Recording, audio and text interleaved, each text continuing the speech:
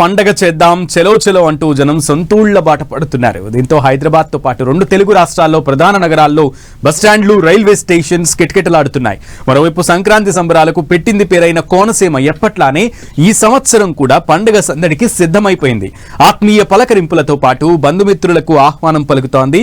ఈ క్రమంలో సంక్రాంతి అనగానే రంగవల్లులు, గొబ్బెమ్మలు, హరిదాసులు, గంగిరెద్దులు, కోడి పందాలతో పల్లెలన్నీ సందడిగా మారుతున్నాయి.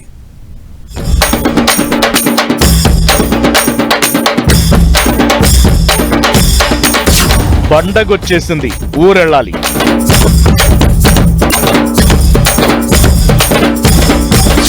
ఓవైపు రారమ్మంటున్న ఊరు,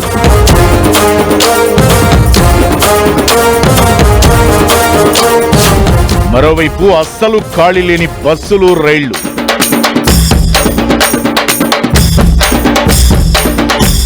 అయినా ఊరెళ్ళాలి, ఇదే తాపత్రయం నగర జీవిలో కనిపిస్తోంది. దీంతో హైదరాబాద్ లోని railway stations, bus stands full rush గా మారిపోయాయి. ఏ ఒక్క బస్ కూడా ఖాళీ లేకుండా ఊర్లకు బయలుదేరుతున్నాయి.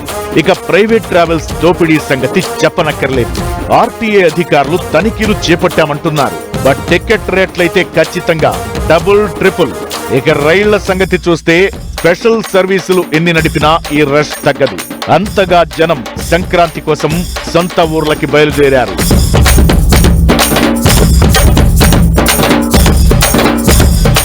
మరోవైపు ఆంధ్రాలోని పల్లెలు, పట్టణాలు సంబరాలకు సిద్ధమయ్యాయి.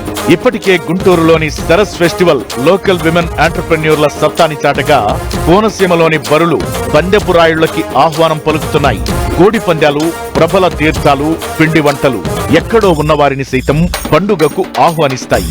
ఆత్రేయపురం, ఎస్ యానాం, పిఠాపురాల్లో సంక్రాంతి సంబరాల్ని ఏపీ ప్రభుత్వం అట్టహాసంగా నిర్వహిస్తోంది. వీటి కోసం ప్రముఖ పట్టణాల్లోని లాడ్జీలు, హోటల్ రూమ్స్ అన్ని ఫుల్ అయిపోవడం పండగ రష్ కి నిదర్శనం.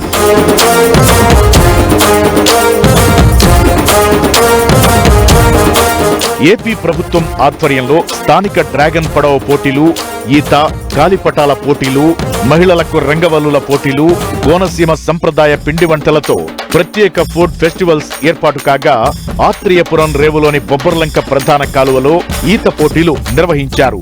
అలానే రంగవల్లుల పోటీ కూడా ఏర్పాటైంది.